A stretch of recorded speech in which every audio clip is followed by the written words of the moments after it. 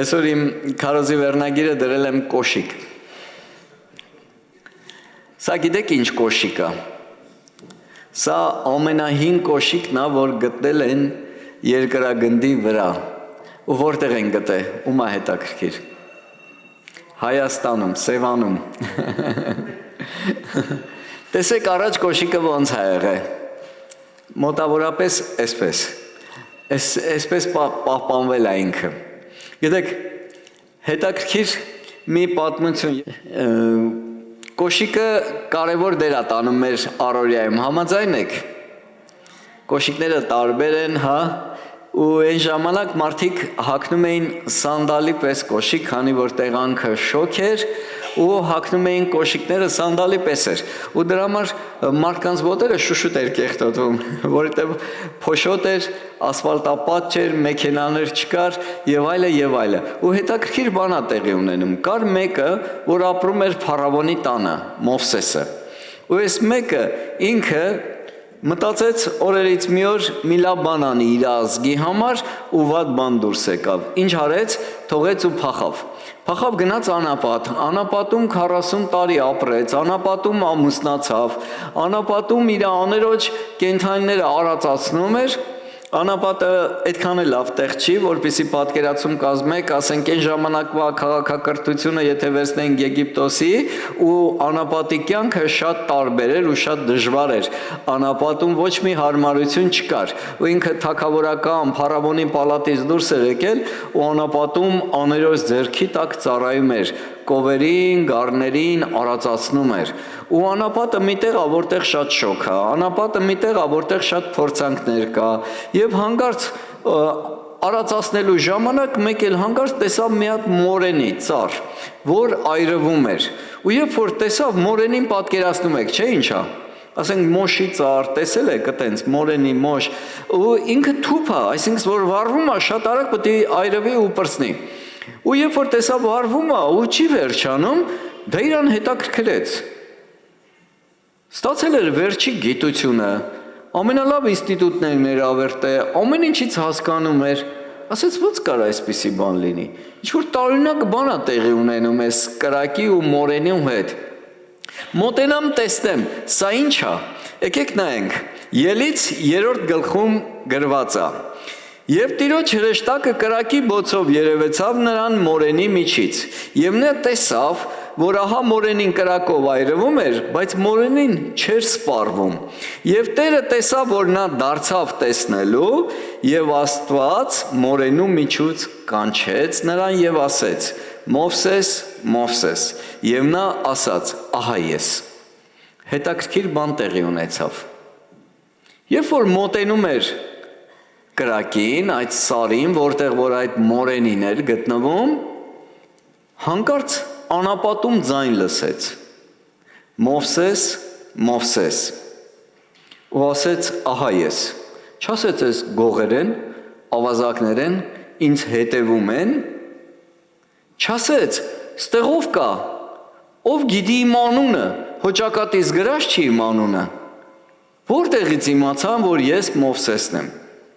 Ամեն։ Եթե ուշադիր լինես, մենք տեսնում ենք, որ Աստված ընտրեց Մովսեսին։ Մովսեսը չընտրեց Աստծուն,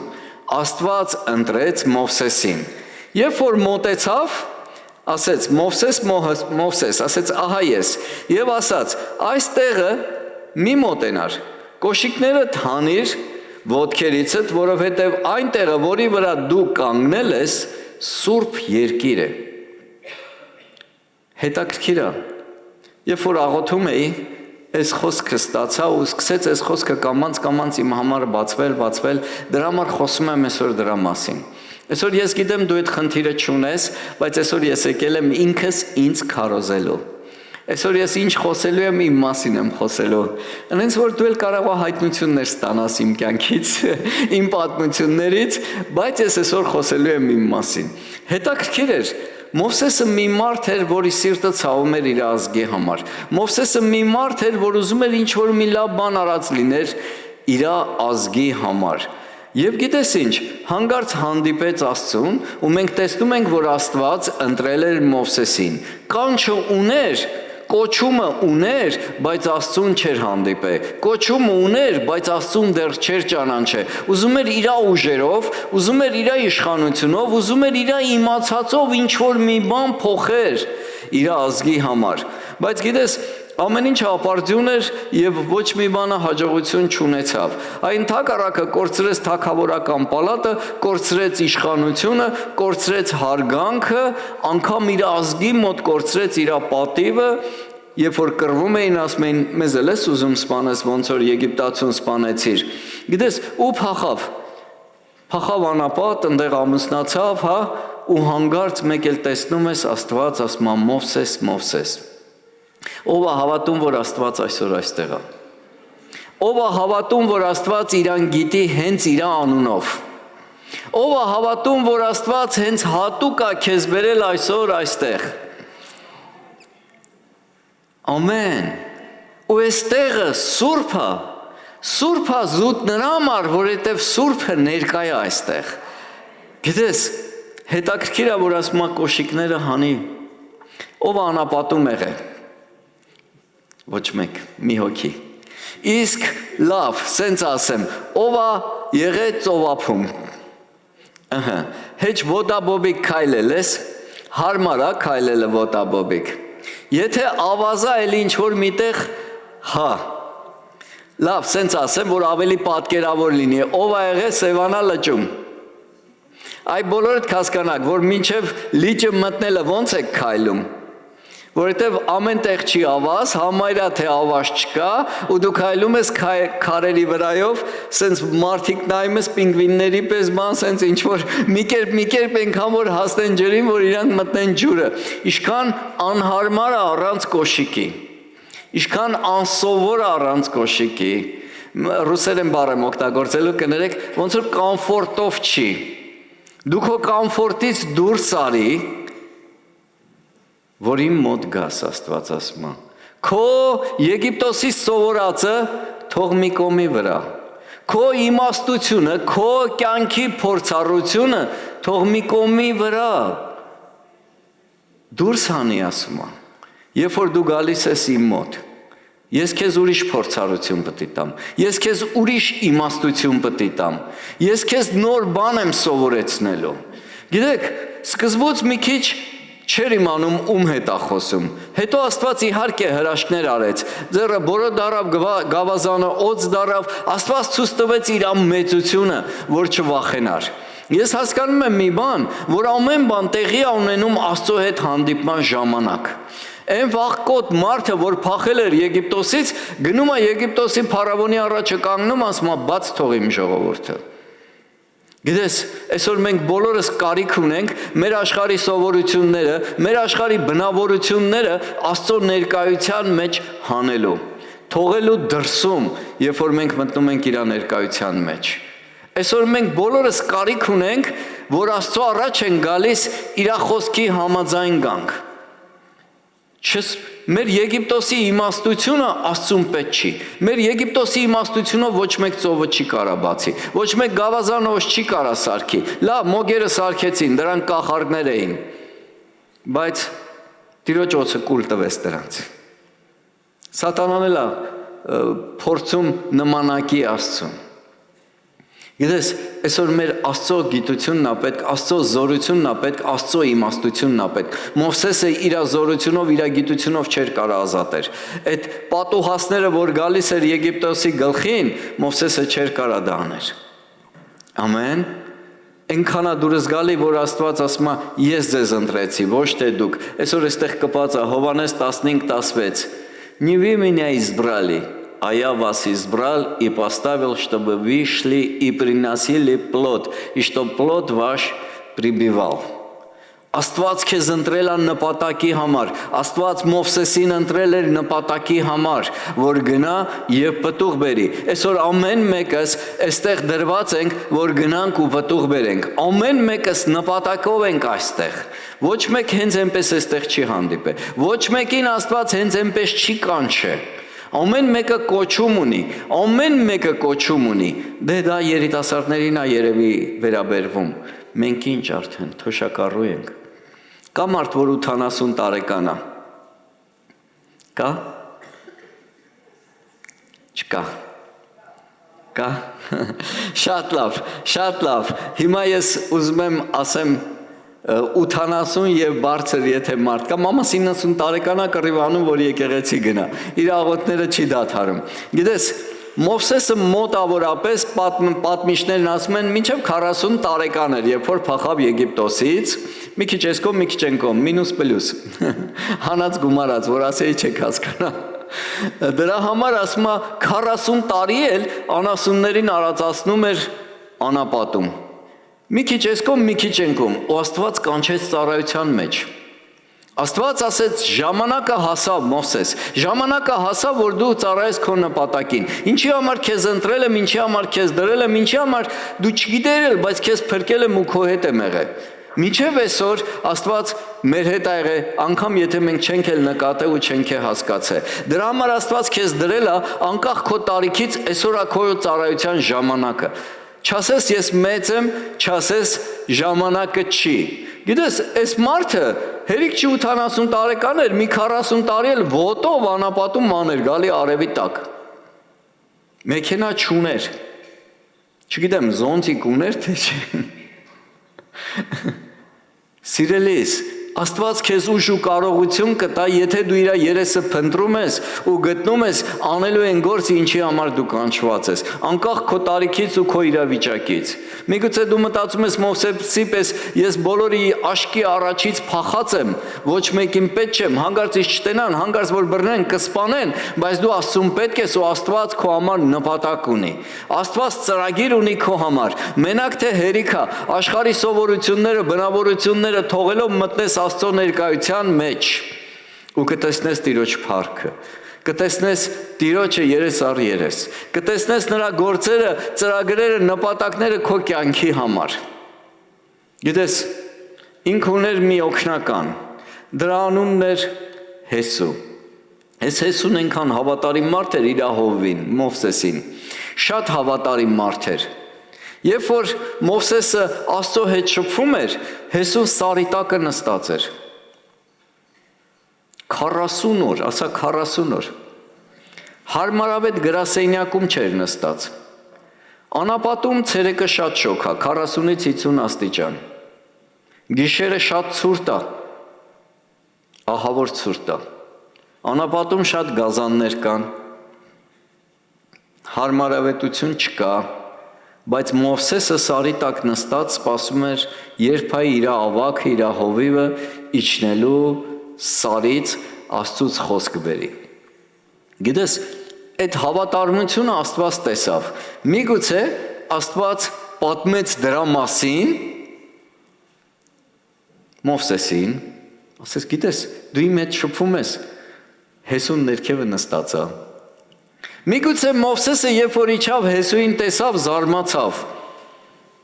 Ոնց կարա մարդը 40 օր, 40 գիշեր անապատում նստի ինձ սպասի։ Հետո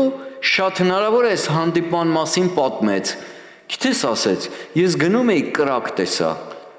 Կրակով այրվում էր այդ մորենին և չէր սպառվում։ Պատմում էր իր կյանքի հրաշքը։ Հետո երբ որ ժամանակ եկա, որ Մովսեսը պետքա գնար, փոխանցեց ծառայությունը Հեսուին, ու Աստված ասեց անպայման քո տեղը կոծես Հեսուին։ Հեսուն դառավ Մովսեսի փոխարեն, այդ ժողովրդի հովիվը, առաջնորդը, ու հետաքրքիր պատմություն է, եկեք նորից նայենք, Հեսու 5:13, երբ որ Հեսուն Երիքով էր, իր աչքերը բարձրացեց և տեսավ։ Երիքովը դա պիղծ քաղաք էր, որպեսզի պատկերացում կազմեք, Աստծուն աննազանդ բունտի մեջ քաղաք էր, որ Աստծո բարկությունը բորբոքվել էր Երիքովի վրա։ Եվ գիտես, Աստծո մարդը գնում էր ու ճանապարհին Երիքովն էր ու ինքը պետք է այդ Երիքովը հաղթեր, քանդեր։ Բայց քանի որ Երիքովը ասում են պարիսպները այնքան հաստ էր, որ կարար ձի կարգ անցներ այդ պարիսպների վրով, այն չինական պատը կա, չէ՞։ Մոտավորապես այդպիսի պատ էր, պարիսպներ էր, որ անառիկ էր, ոչ մեկ չէր կարող գրավել այդ քաղաքը, որովհետև շատ ամուր էր կառուցված։ Ու այդ քաղաքը Աստծուն զայրացնում էր իր չարություններով, կախարդություններով, կռապաշտություններով եւ Հեսուն գնում էր պաշարելու։ Ու պաշարելու ճանապարհի վրա տեսեք ինչ է կատարում։ Եվ իր աչքերը բարձրացրեց եւ տեսավ, ահա իր դիմաց մեկ մարդ էր կանգնած եւ նրա ձեռքին մի մերկ սուր։ Եվ Հեսուն նրան մոտեցավ եւ նրան ասեց. «Մեզանից ես դու, թե մեր թշնամիներից ես»։ Հեսուն տեսավ մեկը զինվորի նման, սուրը մերկացրած, ճանապարհի վրա կանգնած։ Հեսուն հասկացավ, որ սա մեզանից մեկը չի, երևի մեր թշնամիներից է, բայց լավ կլինի մի հատ հարցնեմ, ով է այս մարդը։ Այդպես է, չէ՞ գրած։ 14 խոսքը։ Եվ նա ասեց. ոչ, այլ ես Տիրոջ զորավորն եմ, եւ հիմա եկա, եւ Հեսուն իր երեսի վրա գետին ընկավ եւ երկրպագություն արեց, նրան ասեց.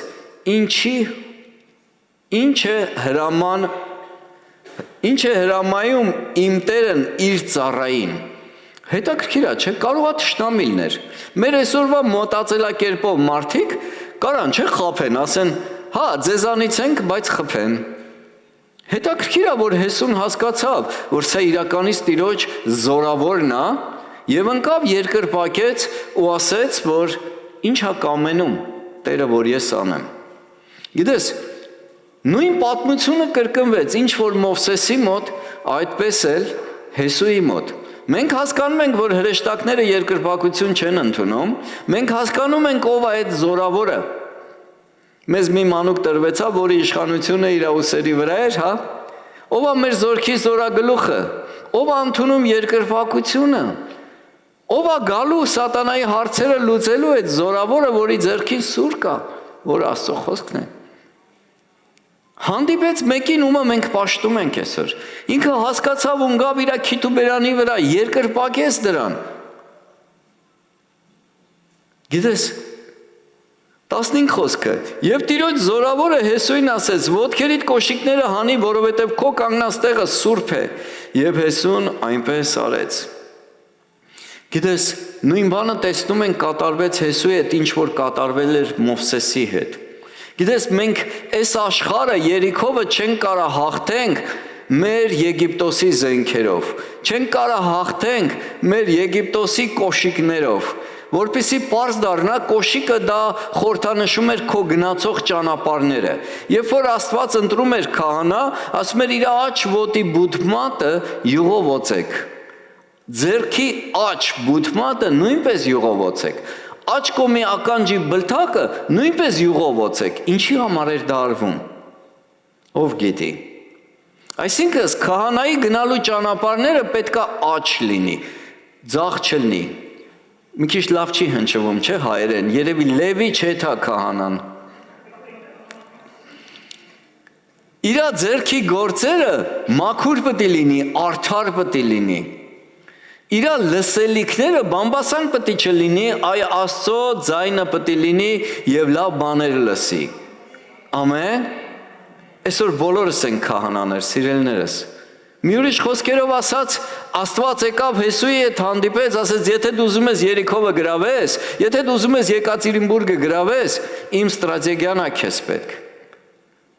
Քեզ պետք է սրբվել, քեզ պետք է մաքրվել, որ իմ ներկայության մեջ լինես, որ ես քեզ տամ ծրագիր, նպատակ ոնց կարաս հաղթես։ Միգուցե քո Երիքովը քո ընտանիքն է, որ չես կարում ճեղքես, քո աշխատանքն է, քո առողջությունն է, քո ուրախությունն է, քո խաղաղությունն է, քո բարեկամությունն է, քո մտերմությունն է, ես չգիտեմ քո Երիքովը որն է։ Բայց Տերը գիտի եւ Հեսուին տվեց նպատակ, ծրագիր, ու այդ ծրագիրը ամեն մտքից վեր է։ Ասեց գնացեք Երիքովի կողքը շրջեք, բայց հանգարց մեկը բերանիցդ բար չհանի։ Լուռ ու մունջ։ Զորքը եկել է ու Երիքովի կողքը պտտվում է։ Պատկերացնում եք Երիքովի ապրող մարդկանց վիճակը։ Նայում են, ծիծաղում են, ասում են, այս ցնդասներով են, խփնված հավատացյալներ են։ Եկել են կռիվանելու, զիլինա են մեր քաղաքի կողքը, ֆռում են։ Մեկ էլ 7-րդ օրը Աստված ասեց, փող հնչեցրեք ու աղաղակեք։ Ո՞վ է պատերազմի ժամանակ աղաղակում ու պատերը փլվում։ Պարիսները փլվեց։ Այդ հաստ Պարիսները փլվեց։ Հեսուն հաղթանակ ունեցավ։ Գիտես, երբեմն մենք գիտենք եւ Աստծո կարիքը չունենք։ Այս հարցի լուծումը ո՞նց է, այս խնդրի լուծումը ո՞նց է։ Երբենք ընկնելու Տիրոջ ներկայության մեջ եւ մեր աշխարհի սովորությունները, կոշիկները հանելու, քիթուբերանի վրա ընկնելու, երկրպագելու Տերերի Տիրոջը ու ասելու մենք հանձնվում ենք Տեր։ Ո՞նց անենք այս իրավիճակում։ Ոնց հաղթանակ ունենանք քեզանով Տեր։ Դու ինչի համար ես ինձ դրել այս ժամանակի մեջ։ Ինչի եմ ես հայտնվել այս իրավիճակի մեջ։ Ինչ ես ուզում անես այս իրավիճակում։ Ում ես ուզում փոխես։ Միգուցե քեզ է ուզում փոխել։ Որովհետև այդ իրավիճակները պատրաստում էր Մովսեսի սիրտը։ Մովսեսով պատրաստվում էր Հեսուի սիրտը։ Դա կարևոր է քո համար, թե չէ։ Գիտես, քո ավագի միջոցով պատրաստվում է քո սիրտը։ Միգուցե քո իրավիճակներով Աստված պատրաստում է քո սիրտը։ Խոնարհվելու, երկրպագելու, կոշիկները հանելու փոխարեն միգուցե դու պատերազմում ես, պայքարում ես, ասում ես Աստված իմ հետ է ու վերջ։ Այն 5 կինոներից հետ որ նայում ես, բոլոր պատերազմների մեջ ցավ ասում են Աստված մեր հետ է ու գնում են առաջ։ Բայց ում հետ էր Աստված։ Աստված իր խոսքի մեջ է։ Աստված իր ժողովրդի հետ ով որ պահում է իր խոսքը։ Ասում ամեն Տեր ասողը չի մտնելու երկնքի արքայություն, այ իմ խոսքը կատարողը։ Ամեն։ Աստված ընտրեց Հեսուին։ Եվ Աստված օգտագործեց Հեսուին։ Գիտեք, մենք պատմությունը տեսնում ենք կրկնվում է թե Մովսեսի կյանքում, թե Հեսուի կյանքում։ Սիրելիս, ուզում եմ, որ ուշադրություն դարձնես, այստեղ երկրպագություն էր գնում։ Ինչքանով ենք մենք գիտակցում, որ Տերը ստեղ ներկա է։ Ինչքանով ենք մենք կարողանում թողել մեր մտքերը դրսում, աշխարհում, որովհետև այստեղը սուրբ է։ Ինչքանով ես դու գալիս պատրաստված քո մտքերը մաքրած, սիրտդ ուղիղ փառաբանելու երկրպագելու Տիրոջը։ Գիտես, ես հավատում եմ, երբ որ դու գալիս ես վատ մտքերը դրսում թողած, դու պատրաստ ես լսելու Տիրոջից։ Տերը պատրաստ է քեզ հետ խոսելու։ Տերը պատրաստ է քեզ քո կյանքի ծրագրերը կամ ծառայությունները կամ նպատակները հայտնելու։ Ես ուզում եմ, որ դու անպայման մտնես Տիրոջ ներկայության մեջ։ Ինչ է նշանակում կոշիկները հանել։ Ես ավելի լավ չէի կարող բացատրեի, քան Աստվածաշունչը, դրա համար մի տեղ եմ վերցրել քո համար։ Եփեսացիս 5:8 Վասնզի մի ժամանակ խավար էիք, իսկ հիմա լույս եք տերումը, լույսի որդիների պես գնացեք։ Այն հին ձեր սովորած Եգիպտոսի սովորությունները թողեք դուրսը, արդեն Աստծո որդի եք, Աստծո որդուն արժան վայել կերպով գնացեք։ Եթե մի դեպուտատի տղա մի անշնորհք բան անում, ասում ես հաբրկած կամ լրջկված դեպուտատի տղա է իրան սանձարծակ է պահում, մենք բարձրալ Աստծո զավակներն ենք, ոնց մենք պետք է պահենք, որ մարդիկ ասեն սրանք իրանց հորն են նման։ Երես արածի մեկը չեն,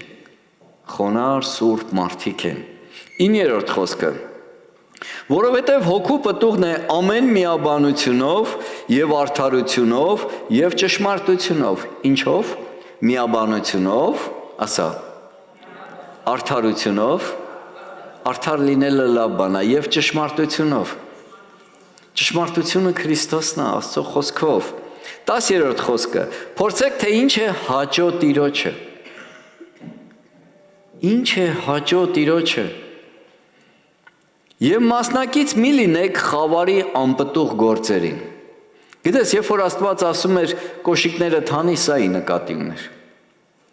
Երբ որ Աստված ասում էր այստեղը սուրբ է, սա ի նկատի ուներ։ Որ մենք չգանք եկեղեցի, այնտեղ որտեղ որ Տիրոջ ներկայությունն է, աշխարհի սովորություններով, մտածելակերպերով, բնավորություններով ու խասյաթներով, որ ինքներս աշխատենք մեր վրա փոխվենք։ Տիրոջ ներկայության մեջ չի կարա մեղք լինի։ Ուզում ես Տերը քո կյանքում գործի, սկսի սրբել քո անձը, սկսի աշխատել քո անձի վրա։ Անցած շաբաթ Գոր Մեխակյանը խոսում էր օծության մասին։ Գիտես, Աստված շահագրգռված է օծի քեզ։ Աստված շահագրգռված է խոսի քեզ հետ։ Աստված շահագրգռված է օգտագործի քեզ։ Ով է թույլ չի տալիս, ես ու դու։ Ես ասի, չէ, այսօր իմ մասին են քարոզում։ Գիտեմ, որ քեզ չի վերաբերվում։ Գիտես, եկեք մեր ամեն բաները, սովորությունները, մտածելակերպերը, որ աշխարհի կա, թողենք դրսում։ Եկեք Աստծուց սովորենք։ Շատ ժամանակ ասում ենք, հա դե մենք գիտենք, բայց մոռանում ենք մի հատ Տիրոջը հարցնենք։ Այնքան է ինձ դուր գալի, երբ որ Սիկիլակը վերցել էին թշնամիները, Դավիթի ընկերները ուզում էին քարկոծեին իրան, ինքն էլ զորավոր մարդ էր, պետք է ասեր հլը մի հատ զենքերներդ, վրեքներդ կապեք, ինչ եք լաց լինում, գնանք հետ բերենք մեր կանանց երեխեքին ունեցվածքը, գրված է, որ ասեց եփուտը բերեք, ու սկսեց աղոթել, ու Աստված ասեց գնա, ես քո թշնամիներին քո ձեռքն եմ տալի։ Երբեմն մեզ թվում է, թե մենք ամեն ինչ գիտենք ու կարիք չունենք Աստծուց հարցնելու։ Միգուցե կարիք ունենք ամենամանրուքները մեր կյանքին վերաբերվող հարցերում նույնպես հարցնելու։ Այսօր իմ կոչն է, որ իրականից կոշիկներներս հանենք մտնենք Տիրոջ ներկայության մեջ։ Գիտեք, մի երկրի շատ բարձր պաշտոնյա, ասում են պրեզիդենտա, չգիտեմ որ երկրի, ու երբ որ եկավ քրիստոնեական եկեղեցի, կոշիկները հանեց դռան մոտ դրսում ու ներս մտավ։ Գրված է բոլոր քրիստոնյաները սկսեցին ծիծաղալ իր վրա, շրջվեց, հագավ ու գնաց։ Ու մտածում ես, ասում ես, ինչի։ Չէ՞ որ այդ մշակույթը մենք տեսնում ենք Աստվածաշնչի մեջ։ Ինչի ծիծաղացին։ Կարար մի ամբողջ երկիր Քրիստոսին դառնար։ Կարար օրենքները լիներ քրիստոնեական։ Գիտես, մեր բնավորությունը, մեր կուլտուրան, մեր հասկացողությունը միգուցե դեմ է Աստծո կուլտուրային ու հասկացողությանը, ժամանակն է թողելու, միգուցե մի քիչ մեր հարմարավետությունից դուրս գանք։ Ես հիշում եմ, մի քիչ տարիքով երիտասարդ էի, մեր կողքի շենքը մալականներ էին ապրում, ու մի հատ երեխա էր գալի ռուսերեն խոսալով, ես էլ լսում եմ ու չեմ հասկանում այս երեխու հետ ինչ է կատարվում, ու ասում է Գարիթ, նոգի գարիթ, գարիթ, նոգի գարիթ, գարիթ, նոգի գարիթ։ Ու ես ես նայում եմ այդ երեխու հետևից, ինչ ասում ես երեխեն, գարիթ, նոգի գարիթ։ Ու մի քիչ որ հեռացավ մի 50-100 մետր ընկում, էլ չդիմացավ, ընկավ գետին ու սկսեց լացել, նոր վազեցինք, օգնեցինք, ասածս ինչ է, այդ երեխեն ոտաբոբիկ էր դուրս եկել։ Երևանում 30-ից 40 աստիճան շոգ, ասֆալտը եռում էր, հեչ հարմարավետ չէր անգամ քայլելուն։ Գիտես, միգուցե Աստված քեզ հանում է քո հարմարավետությունից։ Միգուցե քեզ հարմար չի քայլել մառոզին, ձանը, սառույցին կամ քարերի վրա, անապատում այդքան էլ հարմար չէր։ Ասֆալտ չկար։ Եթե ասֆալտ էր կար, ուրեմն ոտերը կվառվեր։ Գիտես, երբեմն մենք չենք ուզում մեր հարմարավետությունը թողենք, չենք ուզում մեր սերիալները կամ կինոները կամ լավ ժամանակը թողենք, ընկնենք քիթ ու բեյնի վրա երկրպագենք Տերերի Տիրոջ ու արքաների արքային։ Հովհաննես 13:6 Գիտես, Հիսուսը զատիկը մոտ էր գրված է, եւ երբ որ նստան հաց էին ուտում, Հիսուսը վերցրեց ղենջակը, սրբիչը փաթաթեց իր վրա, հելավ ու աշակերտների ոտերը սկսեց լվանալ։ Հետաքրքիր բան տեղի ունեցավ այդ ժամանակը տեղ։ Հովհաննեսի 13:6 Եվ Սիմոն Պետրոսը մոտ եկավ եւ նրան ասեց. Տեր, դու իմ ոտներն ես լվանում։ Այդ ոնց։ Իմ կեղտոտ ոտերը, փոշոտ, սաղորը փողոցում ենք, այսօրվա հարմարավետ կոշիկներից չի, ու դու պետք է իմ կեղտոտ ոտները լվանաս։ 8-րդ խոսքը։ Պետրոսը նրան ասաց. Դու իմ ոտները չես լվանա, հավիտյան։ Հիսուսը պատասխանեց նրան. Եթե քեզ չլվանամ, ինձ հետ բաժին չունես։ Սիմոն Պետրոսը ասաց նրան. Տեր, ոչ թե իմ ոտները միայն, այլ իմ ձեռքերը եւ գլուխն էլ։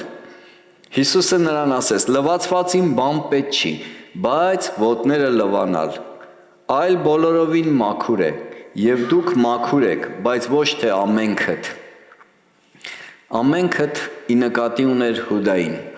Հուդան մաքուր չի, մնացածդ մաքուր եք։ Ինչով էին մաքուր, որովհետև մտածում էին Աստծո գործի մասին։ Ինչով էին մաքուր, Աստծո ծրագրերի նպատակների մեջ էին, իրանց կանչի մեջ էին, ինչի մեջ կանչել էր Աստված, այդտեղ էլ կային։ Գիտես, մեզ մաքուր անում, երբ որ մենք Աստծո ծրագրերի մեջ ենք ու Աստծո գործի մասին ենք մտածում, Աստծո խոսքի շուրջ ենք մտածում, դա է մեզ մաքրում։ Պետրոս ասեց, դու իմ ոտները չես լվա, ասեց ուրեմն իմ հետ գործ չունես։ Տերն ա մեզ սրբողը, ժողովուրդ, այսօր Հիսուս Քրիստոսը երևաց Մովսեսին կրակի միջոցով, երևաց Հեսուին հրեշտակի պես, բայց առանց թևերի, քանի որ մարդ էր, այսօր էլ էստեղ ա, որ ինձ ու քեզ սրբի, ինձ ու քեզ լվանա այս աշխարհի կեղտից, մաքրի, պատկերացնում ես։ Պետրոս ասում է, դու պետք է անես, Հիսուս ասում է, եթե ես չանեմ, իմ հետ գործ չունես։ Եթե մենք մեր սրբությունով ենք ուզում գնանք Աստծո մոտ, Աստված ասում է, հոп, Եսայի մարգարեության մեջ ասում է, կեղտոտ լաթի պես է, կանգնեցիր, գնացիր, պետք չի։ Սրտով մաքուրները կտեսնեն Աստծուն։ Իսկ մենք մաքուր ենք Հիսուս Քրիստոսին հավատալով եւ նրա թափած այրան շնորհիվ։ Հետո նոր գործերը։ Ամեն։ Մենք տեսնում ենք, որ ասում է դուք մաքուր եք, մենակ ոտերներդ պետք է մաքրվի։ Ոտերը այնտեղն է, որ առնչվում է այս աշխարհի հետ, գետնի հետ։ Բաներ կա մեր կյանքում, որ մենք պետք է մաքրենք։ Դրա վրա պետք է աշխատանք։ Համաձայն ես իմ հետ, թե չէ։ Թե մենակ ես եմ այտենց, դուք մաքուր եք։ Փառք Աստծուն ձեզ համար։ Գիտես, մի տեղ էլ եմ վերցրել, հետաքրքիր տեղ էր, ուղղակի ուզեցա դրա մասին էլ մի փուճուրիկ խոսանք, երբ որ Հիսուսը մաքրում էր, շատ մարդիկ կային, որ մաքուր չէին։ Հիսուսի ժամանակ, Հիսուսի կողքը, Հիսուսի շրջապատում էին, Հիսուսին նայում էին, հետևում էին, միգուցե հրավիրում էին, պատվում էին, կանչում էին, ուզում էին Հիսուսի հետ տային, առնեին, նստեին, վեր կենային, բայց մաքուր չէին։ Ու տեսեք ինչ կատարվավ։ Ղուկասի ավետարան 7:38։ Եվ նրանց ոտների մոտ նրա ետևիցը կանգնած լաց էր լինում եւ սկսեց արտասունքով նրա ոտները թրջել եւ իր գլխի մազերով սրբում էր եւ նրա ոտները համբյուրում էր եւ յուղով օծում էր եւ փարիսեցին էլ որ նրան կանչել էր երբ որ տեսավ իր մտքում ասում էր սա եթե մի մարգարե էր ապա կգիտենար թե ով կամ ինչպիսի կին է նա որ իրեն մոտենում է որովհետեւ մեղավոր է Փարիսեցին հրավիրել էր Հիսուսին հյուրասիրելու եւ հանկարծ այդտեղ մեկը հայտնվեց, որ հրավիրված չէր եւ գրված է իր արցունքներով լվանում էր Հիսուսի ոտքերը, մազերով սրբում էր եւ յուղով օծում էր ոտքերը։ Ամենափոշոտ կեղտոտ տեղը։ Ու հերիք չի, այդ կինը մտել էր իր տուն, ու ինքը արդեն կասկածի էր դրել Հիսուսի մարգարե լինելը, Աստծո մարդ լինելը։ Եթե սա Աստծո մարդ է, կհասկանար ով է եկել, իր արցունքներով լվանում, իր ոտերը մազերով չորացնում։ 44 խոսքը։ Եվ դառնալով դեպի կինը Սիմոնին ասաց. Տեսնում ես այս կնգան, ես քո տուն մտա, իմ ոտներին ջուր չտվեցիր, բայց սա իր արցունքներով թրջեց ոտներս եւ իր գլխի մազերով սրբեց։ Հաջորդ խոսքը գիտեք ինչ ասում, քո մեղքերը քեզ թողված է։ Հիսուսը հասկացավ, որ այս կինը ուզում է ազատվի իր մեղքերից։ Հասկացավ ով է Քրիստոսը, բայց փարիսեցին չէր հասկացել ով է Քրիստոս Հիսուսը։ Գտավ այդ կինը մեղքերի թողություն, անկախ իր անցյալից եւ ներկայից։ Միգուցե մենք էլ այսօր կարիք ունենք ընկնելու Հիսուսի ոտքերը, ազատվելու մեր անցյալից ու մեր մեղքերից։ Այնքան ուժեղ է Քրիստոսի պատասխանը, որ ասում է քո մեղքերը թողված է։ Ճիշտ է, դա իր համար եւս մեկ հալածանք էր, որովհետեւ ասում են ինքը ոնց կարա մեղքեր թողի, հո Աստված չի։ Իհարկե Աստված է։ Այնքան ուժեղ է, որ այս կինը հասկացել էր ով է Քրիստոսը, ու հասկացել էր որտեղ է իր սրբությունը ու փրկությունը։ Այսօր մեր շուրջ բոլորը շատ մարդիկ կան, որ չեն հասկանում։ Ասում են, եթե Աստծո մարդը կհասկանար, կիմանար, միգուցե քեզ քննադատում են ու դատապարտում են, որպես Աստծո մարդ։ Բայց հերիքան գնեն Հիսուսի ոտները, կունենան փրկություն, որտեղ մեղքերի թողություն ոչ մեկ չէր կարող ունենալ։ Առանց զոհի, առանց կարգ ու կանոնի, այն էլ ծածկվում էր մեղքերը չէր թողվում։ Ծննդոց 3:15 Գիտես, մեղքեր մենք ամեն օր էլ կարանք ունենանք մեր կյանքում։ Ու գրված է, ես թշնամություն եմ դնում քո եւ կնոջ մեջտեղ։ Առաջին մեղքը, որ մտավ երկիր, Աստված թշնամություն դրեց կնոջ եւ օծի մեջ, անօրենի մեջ։ Եվ քո սերնդի եւ նրա սերնդի մեջտեղը։ Նա քո գլուխը կջախջախե եւ դու նրա գարշապարը կխայթես։ Այսինքն սոցը փորձելու է միշտ քո ոտը կծի, քո կրունգը կծի, դու էլ փորձելու ես միշտ իր գլուխը ջարդես, բայց գլուխը ջարդելու մի ձև կա։ Եփեսացիս 6:15 ասում է. «Եվ ձեր ոտների կոշիկը հագեք խաղաղության ավետարանը պատրաստականությունով»։ Գիտես, կոշիկ պետք է լինի, որ օծի գլուխը ջախջախես, ասպես ասեմ, եւ դա ավետարանի կոշիկն է, որ դու միշտ պատրաստ լինես ավետարանը քարոզելու։ Եթե խմած գնաս քարոզես, ես չեմ կարծում, որ դա պտուղ կբերի։ Կամ գնում ես քարոզում ես կես հայոյանքով, կես ավետարանի խոսքերով, չեմ կարծում նույնպես պտուղ կբերի։ Եթե պապիրոսը ձեռդ ավետարան ես քարոզում, չեմ պատկերացնում, որ պտուղ կբերի։ Օրերից մի օր դա Հայաստանում էր մի հատ ռայոնից մի զույգ եկավ ու ասում է մենք գնում ենք գյուղերը, առևտուր ենք անում եւ այլը եւ ավետարանի խոսքն ենք քարոզում ու իրան հարց տվեցի ես ճանաչում եմ քո կնոջը, բայց կին ով է որ քո կնոջ հետ չես գնում առևտուր անելու, ես կնոջ հետ ես գնում նայեց, ասեց ինչի, բայց մենք պտուղ ենք բերում Գիտես, շատ տխուր էր վիճակը այդ մարդու, շատ։ Այդ կնոջն էլ ասեցի, ընտանիք ունի, երեխաներ ունի, տուն ես քանդում։ Քանի կոպեկ արժի քո ավետարանչությունը։ Այս տեղը սուրբ է, հանի քո ոտների կոշիկները, այս տեղը սուրբ է։ Ինչ եք հեքիաթներ պատմում։ Ինչ եք թատրոն խաղում։ Ինչ խաբեցիք, Աստծուն չխաբեցիք։ Ինչ խաբեցիք, Աստծուն չխաբեցիք։ Գիտես, շատ կարևոր է իմ ու քո համար, որ մենք իրականին ծնկենք Տիրոջ ոտքերի առաջ։ Քո տունը, քո սենյակում, քո հարմար տեղը որտեղ է, ես չգիտեմ, միգուցե քնելուց առաջ, միգուցե քնելուց արթնանալուց հետո դու լավ գիտես քո ժամանակը, կանգնի քո ոտքերի վրա։ Գիտես, մենք հասկանում ենք, որ Աստված մեզ կանչում է սրբության մեջ եւ Աստված ուզում է մեզ օգտագործի։ Աստված ուզում է մեր կոչումի մեջ օգտագործի, ինչի մեջ ամեն մեկս կանչված ենք։ Բայց երբեմն մենք աշխարհի կոշիկներով գալիս ենք, մեր սովորություններով, մեր բնավորություններով չենք ուզում թողենք, մեր հարմարավետությունից չենք ուզում դուրս գանք, բայց ուզում ենք Աստված մեզ հետ խոսի։ Ու շատ ժամանակ չի խոսում լռությունը։ Համապատասխան գին չենք վճարում։ Մովսեսը 40 տարի անապատում գին էր վճարում, 40 տարի էլ Եգիպտոսում պատրաստվում էր Տիրոջ համար, նույնը Դավիթը, նույնը Հովսեփը,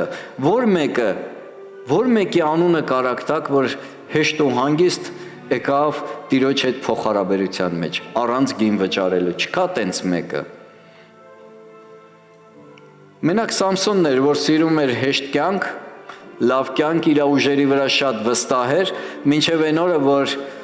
մազերը խուզեցին, դարավ թշնամու ծառա, բայց հերիքա այս անառակ կնոջ պես ընկավ Հիսուսի ոտքերը, աղոթեց, լացեց, Աստված գրված է, որ ներեց, ոնց իմացա, մազերը աճեց ու ինքը իր միսիան նպատակը երկրի վրա իրագործեց։ Ինձ Սամսոնը դրա համար է դուր գալի, որ կարար ապաշխարեր ներողություն խնդրեր Տիրոջից եւ մենք տեսնում ենք Տերը մոռացավ իր անցյալը, իր անառակ կյանքը, իր անառակ վարմունքները ու միանգամից վերականգնեց իր կոչման մեջ։ Ու ինքը գրված է իր կյանքի նպատակին հասավ, ինչի համար Աստված իրան դրել էր։ Ինչքան է մեզանից պակասում այդ ապաշխարությունը, ինչքան այդ ապաշխարության ինստիտուտը մեր կյանքում աշխատում, ինչքան ենք Աստծո Տիրոջ երեսը փնտրում եւ ապաշխարում եւ փնտրում իր երեսը, որպեսզի լսենք իրանից։ Իմ մոտ այնպես տպավորություն է, երբեմն Աստված մեզ պարքա, մենք գալիս ենք մենակ պահանջելու։ Այնպես տպավորություն է, ոնց որ մենք իր համար այնպես մի բան ենք արել, որ մենք կարանք ոտով իր դուռը բացենք ու մտնենք, ասենք դու պետք է անես, դու պարտավոր ես անես։ Երբեմն մենք իրան հրամայում ենք, որ ինքը ինչ անի կամ ինչ չանի։ Ժողովուրդ, բոլորը թուլանում էին իր ներկայության մեջ։ Այն որ եկան իրան էլ բռնելու, ասեցին ով է, Հիսուս ասեց ես եմ, բոլորը ընկան գետնին։ Իր ներկայության մեջ հեշտ չի կանգնելը։ Ինձ ու քեզ ջանք է պետք անել այս երկրի վրա։